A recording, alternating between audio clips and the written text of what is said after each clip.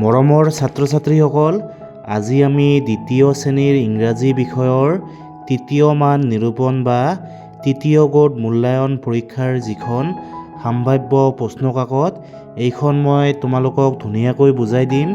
তোমালোকে ভিডিঅ'টো মনোযোগেৰে চাবা। প্ৰথমে তোমালোকে নাম্বাৰ 1 কি কৈছে, ফিল ইন দ্য ব্লাংকছ মানে খালী ঠাই পূৰণ কৰা। পুট ইয়ৰ ৰাইট হেণ্ড কি হ'ব ইয়াত, in. Put your right hand in. তাৰপিছত put your right hand out. তাৰপিছত পুট ইয়ৰ ৰাইট হেণ্ড কি হ'ব, খালী ঠাইত কি হ'ব, ইন। তাৰপিছত শেষৰটোত কি হ'ব, and shake it all about. তোমালোকে কবিতাখন মুখস্থ কৰিবা। তাৰপিছত নাম্বাৰ 2 কি কৈছে, ৰাইট ৰাইমিং ৱৰ্ডছ। তোমালোকে তলত দিয়া শব্দবোৰৰ ৰাইমিং ৱৰ্ডছ লিখিব লাগিব। তোমালোকে প্ৰথমে চোৱা, এইটো কি, কাপ। কাপ কি হ'ব, কাপ আপ। তাৰপিছত ফেন ৰেন। তাৰপিছত টাউন ডাউন।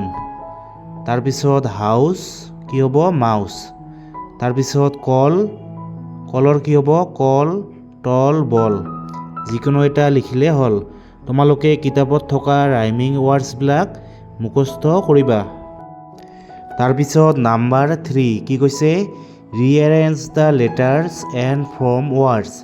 মানে তোমালোকে তলত দিয়া মানে এই শব্দবোৰৰ যিবোৰ লেটাৰ আছে এইবোৰ মানে তোমালোকে সঠিক কৰি লিখিব লাগিব।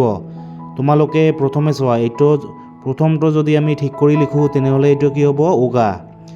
তাৰ তলতটো কি হ'ব, এইটো ৱাছ। তাৰ তলতটো কি হ'ব, বাট। বাট মানে হৈছে গা ধোৱা। তাৰ তলতটো হ'ব এইটো ব্ৰাছ। আৰু শেষৰটো হ'ব কি, প্লে। প্লে মানে হৈছে খেলা। তোমালোকে এইবোৰ এনেকৈ লিখিবা। তাৰপিছত নাম্বাৰ 4 কি কৈছে, write a word that begins with the following letters. মানে তোমালোকে তলত দিয়া এই আখৰবোৰেৰে আৰম্ভ হোৱা এটাকৈ শব্দ লিখিব লাগিব। তোমালোকে প্ৰথমে চোৱা, প্ৰথমে কি আছে, CH। CHৰে আৰম্ভ হোৱা শব্দ হৈছে কি, চেয়াৰ। তাৰপিছত চেৰী। তাৰপিছত আছে SH। SHৰে আৰম্ভ হোৱা শব্দ হৈছে শ্বিপ। তাৰপিছত শি। তাৰপিছত আছে জিয়াৰ। জিয়াৰেৰে আৰম্ভ হোৱা শব্দ হৈছে গ্ৰীণ। তাৰপিছত গ্ৰাছ। তাৰপিছত গ্ৰুপ। তাৰপিছত আছে চিয়াৰ। চিয়াৰেৰে আৰম্ভ হোৱা শব্দ হৈছে ক্ৰাই। তাৰপিছত ক্ৰ'। তাৰপিছত ক্ৰীম। তাৰপিছত ST। STৰে আৰম্ভ হোৱা শব্দ হৈছে ষ্টাৰ্ট। তাৰপিছত ষ্টাৰ। তোমালোকে এইবোৰ যিকোনো এটাকৈ লিখিলে হ'ল। তাৰপিছত নাম্বাৰ 5 কি কৈছে, answer the following questions using yes I do or no' I do not.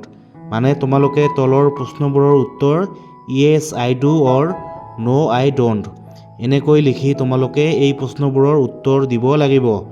তোমালোকে প্ৰথমে এই নম্বৰটো চোৱা, কি কৈছে, ডু ইউ এক্সাৰচাইজ ৰেগুলাৰলি। মানে তুমি সদায় ব্যায়াম কৰা নে? ইয়াৰ উত্তৰ কি হ'ব, য়েছ আই ডু। মানে হয়, মই সদায় ব্যায়াম কৰোঁ। তোমালোকে যদি মানে প্ৰতিদিনে ব্যায়াম নকৰা তেনেহ'লে লিখিবা ন' আই ডোণ্ট। মানে নহয়, মই প্ৰতিদিনে ব্যায়াম নকৰোঁ। তাৰপিছত নাম্বাৰ বি কি কৈছে, do you wash your hands before eating. মানে তোমালোকে খোৱাৰ আগত হাত ধোৱা নে? ইয়াৰ উত্তৰ কি হ'ব, য়েছ আই ডু। মানে হয়, মই খোৱাৰ আগত হাত ধোওঁ। তোমালোকে এইবোৰ এনেকৈ লিখিবা। তাৰপিছত নাম্বাৰ চি কি কৈছে, do you like to eat green vegetables. মানে তুমি শাক পাচলি খাই ভাল পোৱা নে? তোমালোকে ইয়াৰ উত্তৰ লিখিবা য়েছ আই ডু। মানে হয়, মই ভাল পাওঁ।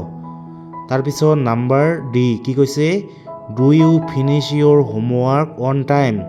মানে তুমি তোমাৰ গৃহকৰ্ম সময়ত শেষ কৰা নে? ইয়াৰ উত্তৰ কি হ'ব, য়েছ আই ডু। মানে হয়, মই সময়ত শেষ কৰোঁ। আৰু যদি তোমালোকে নকৰা তেনেহ'লে লিখিবা ন' আই ডোণ্ট। মানে নহয়, মই সময়ত গৃহকৰ্ম শেষ নকৰোঁ। তাৰপিছত ই নম্বৰ, ডু ইউ প্লে ফুটবল। মানে তুমি ফুটবল খেলানে? তোমালোকে ইয়াৰ উত্তৰ লিখিবা য়েছ আই ডু। মানে হয়, মই ফুটবল খেলোঁ। নহ'লে লিখিবা, যদি তোমালোকে নেখেলা তেনেহ'লে লিখিবা ন' আই ডোণ্ট। এনেকৈ তোমালোকে এইবোৰ লিখিবা। তাৰপিছত নাম্বাৰ 6 কি কৈছে, choose the correct words from the brackets, মানে তোমালোকে ব্ৰেকেটৰ পৰা সঠিক শব্দটো মানে বাছি উলিয়াব লাগিব। প্ৰথমে নাম্বাৰ এ কি কৈছে, দেখ saw a garden of grapes. তোমালোকে ইয়াত লিখিবা who saw a garden of grapes, মানে এখন আঙুৰৰ বাগিচা কোনে দেখিছিল। তাৰপিছত বি নম্বৰ, দেখ ডিড দ্য ফক্স লিভ। তোমালোকে ইয়াত লিখিবা, খালী ঠাইত লিখিবা where did the fox live, মানে শিয়ালটোৱে ক'ত বাস কৰিছিল। তাৰপিছত নাম্বাৰ চি কি কৈছে, দেখ ডিড দ্য ফক্স গ' আউট। তোমালোকে খালী ঠাইত লিখিবা মানে হোৱাই ডিড দ্য ফক্স গ' আউট, মানে শিয়ালটোৱে কিয় বাহিৰত গৈছিল। তোমালোকে এইবোৰ এনেকৈ লিখিবা। তাৰপিছত নাম্বাৰ ডি কি কৈছে, দেখ did the fox see ripe grapes. তোমালোকে ইয়াত লিখিবা, খালী ঠাইত লিখিবা where did the fox see ripe grapes, মানে শিয়ালটোৱে ক'ত পকা আঙুৰ দেখা পাইছিল। তাৰপিছত ই নম্বৰটো, দেখ আৰ ইউ ডুইং। তোমালোকে খালী ঠাইত লিখিবা হোৱাট আৰ ইউ ডুইং, মানে তুমি কি কৰি আছা। তোমালোকে এইবোৰ এনেকৈ লিখিবা। তাৰপিছত নাম্বাৰ 7 কি কৈছে, write 5 colours name you like, মানে তুমি ভাল পোৱা 5টা ৰঙৰ নাম লিখা।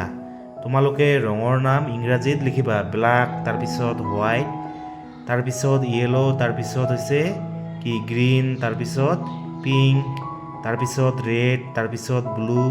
এইবোৰ হৈছে ৰঙৰ নাম, তোমালোকে এইবোৰ লিখিবা। তাৰপিছত নাম্বাৰ 8 কি কৈছে, মেক মিনিংফুল চেণ্টেন্স, মানে তোমালোকে অৰ্থপূৰ্ণ বাক্য বনাব লাগিব।